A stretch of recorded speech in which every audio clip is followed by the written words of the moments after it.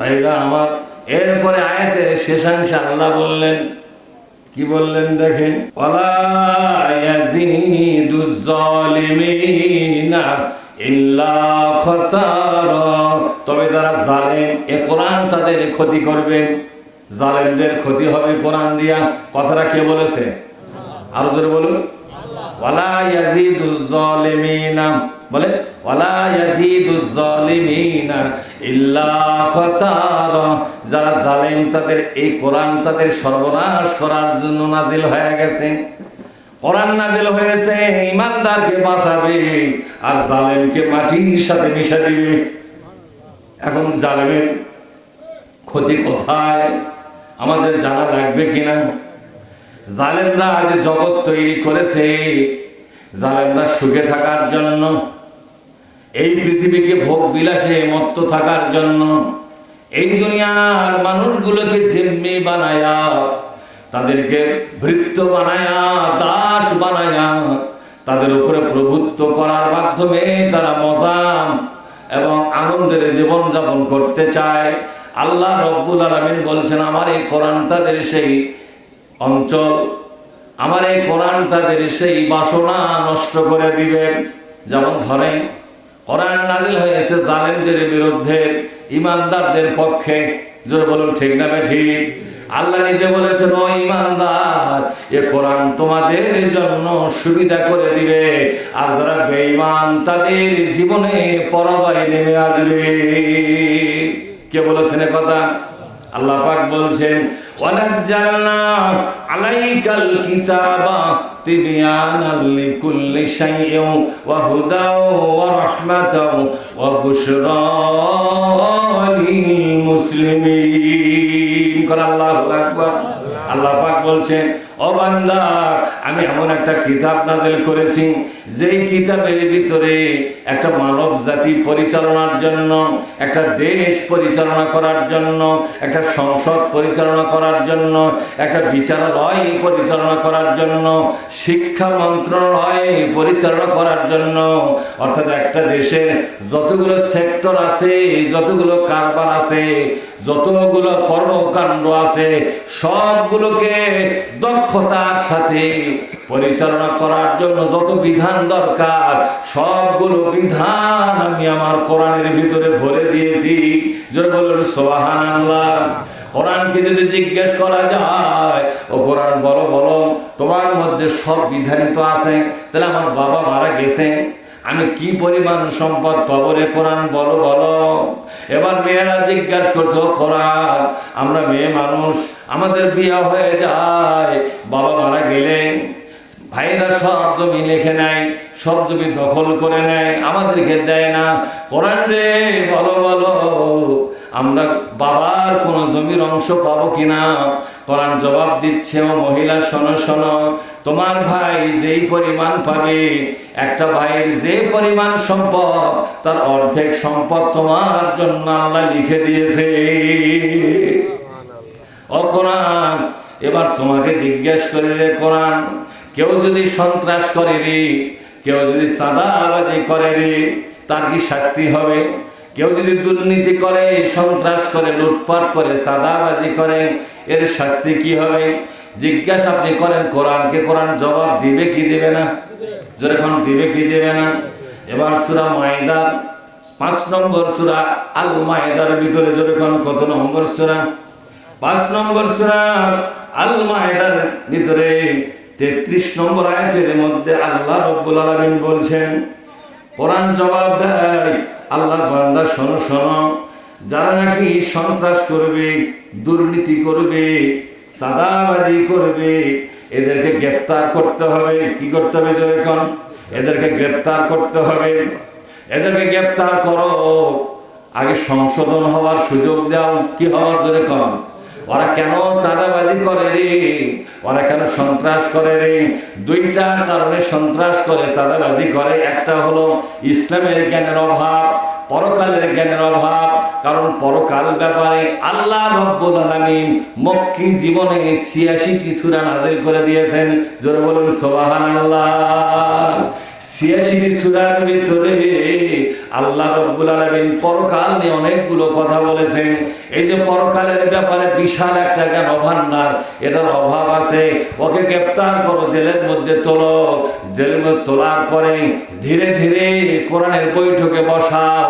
তোমাদের জেলখানাগুলোকে নিয়মিত বৈঠকখানা বানাও। জোরে বলুন না সুবহানাল্লাহ। তোমাদের জেলখানার ভিতরে সকল কয়েদি, সকল হাজতি, সকল কয়েদি, সকল হাজতি যারা থাকবে তাদেরকে প্রতিদিন একটা বার করে করে, প্রতিবার একটা বার করে করে তাদেরকে কোরআনের মজলিসে বসাও। সেখানে কোরআনের তাফসীর শুরু করে দাও। কি শুরু করে দাও করে বলুন? সেখানে কোরআনের তাফসীর শুরু করে দাও, যাতে করে কোরআনের জ্ঞানগুলো তারা অর্জন করতে পারে বন্ধু। এভাবে করে তাকে কোরআনের জ্ঞানে জ্ঞানী বানাও। তারপর আরেকটা কারণে তারা সন্ত্রাস করে, চাঁদাবাজি করে। সে কারণটা হলো, দেখো দেখো ওর বাড়িতে কোনো অভাব আছে কিনা। কিসের জন্য চাঁদাবাজি করে? ওর টাকার অভাব, ঘরের অভাব, সম্পদের অভাব। কিসের অভাব? সমস্ত জাকাত এলাকার মানুষের কাছ থেকে, দেশের মানুষের কাছ থেকে, পুঁজিপতিদের কাছ থেকে, সম্পদশালীদের কাছ থেকে জাকাতটা জোর করে আদায় করে নিয়া এই অভাবী লোকদের বাড়ি বাড়ি টাকা পয়সা পৌঁছে দাও। একদিকে টাকার দিকে অভাবটা শূন্য হয়ে গেল, অভাব মিটে গেল, ঠিক না?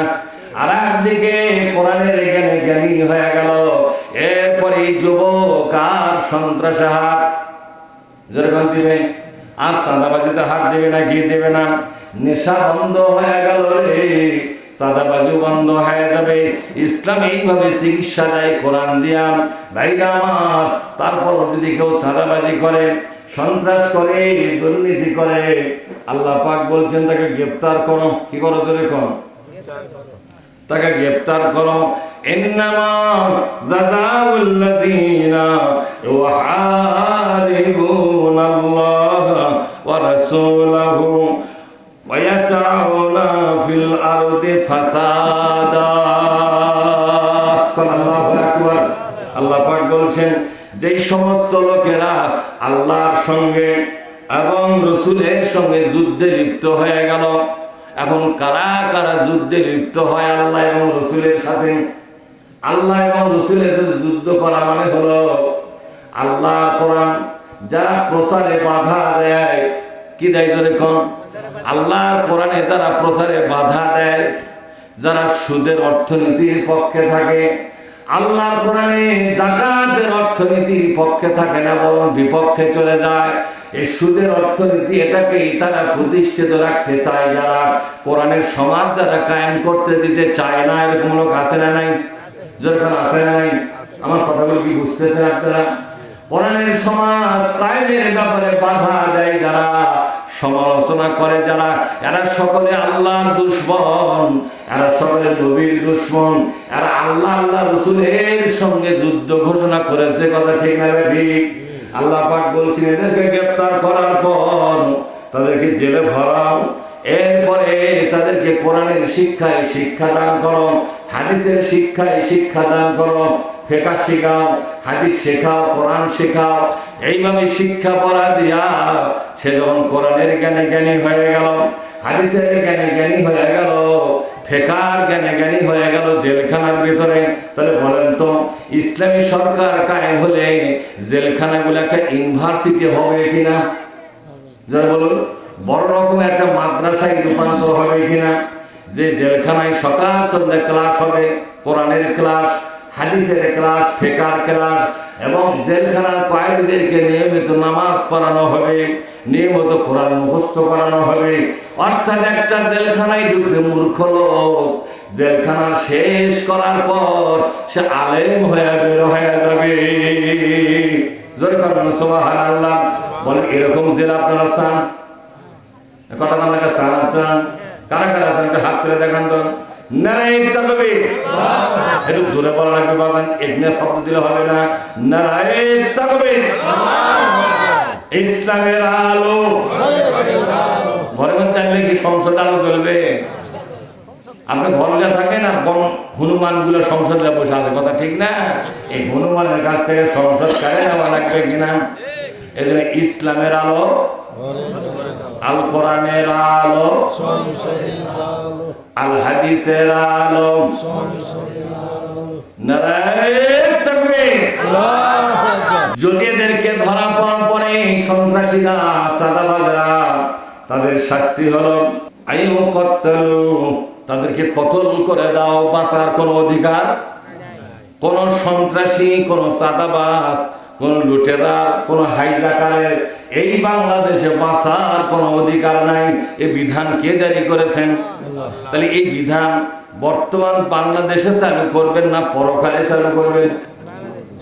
হয়তো আপনারা বসে আছেন, আগে কিয়ামত হোক, ওই কিয়ামতের ময়দানে যারা সন্ত্রাস করবে, যারা চাঁদাবাজি করবে, যারা দুর্নীতি করবে, ওদেরকে আমরা কোরআনের শাস্তি দিব। তাহলে পরকালে কেউ চাঁদাবাজি করবে? কেউ কি সন্ত্রাস করবে? তাহলে কোরআনের এই বিধানটা পরকালের জন্য না ইহকালের জন্য? কথা কয় না? পরকালের এই বিধানটা পরকালের জন্য না ইহকালের জন্য?